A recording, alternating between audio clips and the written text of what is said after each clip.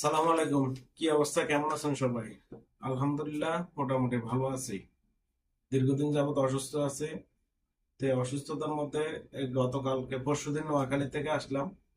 আসার পরে বেশ কয়েকদিন ধরে শুনতেছি নোয়াখালীতে সুবর্ণচরের সমীরের একটা মেলা হচ্ছে। মেলাটি হচ্ছে একটা মাদ্রাসা মাঠে সম্ভবত।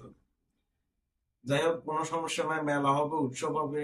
কিন্তু এই মেলার নামে ওপেন ছোট ছোট বাচ্চাদের সামনে নর্তকী নাচানো, এগুলো কোন ধরনের ঐতিহ্য বা কোন ধরনের আনন্দ উপভোগ করতেছে সুবর্ণচরের মানুষ?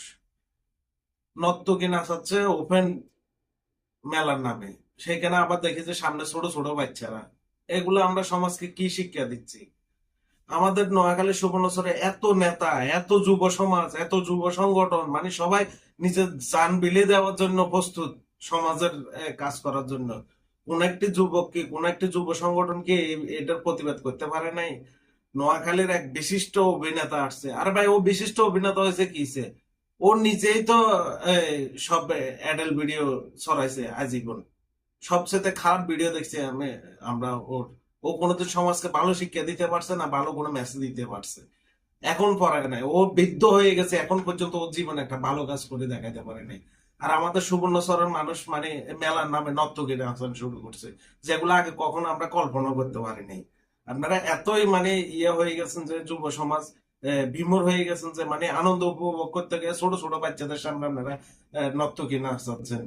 তো আমি বিশেষ করে সুবর্ণচরে যারা বর্তমান নেতৃবৃন্দ নেতৃত্ব দিচ্ছেন, তাদের কাছে অনুরোধ করবো দ্বিতীয় কোনো যেহেতু আর এই ধরনের ন্যাক্কারজনক ঘটনা না ঘটে। আমরা দিন রাত এক করে পরিশ্রম করতেছি শুধু নিজেদের ছেলে সন্তানদেরকে মানুষ করার জন্য, মানে নিজেরা একটু ভালোভাবে সমাজে ভালো পরিবেশে বসবাস করার জন্য। যতই ভালো থাকুক, যখন সমাজে এই ঘটনাগুলো ঘটবে, আপনি ভালো থাকবেন না, আপনার পরিবেশ ভালো থাকবে না, আপনার প্রতিবেশী ভালো থাকবে না। কারণ হচ্ছে এগুলা কখনো সমাজের জন্য ভালো কিছু বয়ে আনবে না। সুবর্ণচরের যত নেতৃবৃন্দ আছেন, আমি অনুরোধ করব দ্বিতীয় আর যেহেতু এই ধরনের ঘটনা ঘটতে না পারে। সেলুট জানাই সরক্লাকের মানুষকে। গত কিছুদিন আগে এমন একটি ঘটনা সরক্লাক বড় বেশ সামনে ঘটতে গেছিল। যাই হোক, সরক্লাকের কিছু নেতৃবৃন্দের মানে বিচক্ষণ পদক্ষেপের কারণে সেই এই মেলাটি বন্ধ হয়ে যায়। আমরা যে পরিবেশে গ্রামের ভিতরে এইসব মেলা, এগুলা কখনো সমাজের জন্য ভালো কিছু বয়ে আনবে না। সবাইকে আবারও অনুরোধ করব, আপনারা এই জিনিসগুলা আপনারা একটু পরিহার করুন, প্রতিবাদ করুন, বর্জন করুন। তাহলে আমাদের সমাজ ভালো থাকবে, আমাদের আগামী প্রজন্ম এসব অশ্লীলতা থেকে দূরে থাকবে। সবাই ভালো থাকবেন। সালামু আলাইকুম।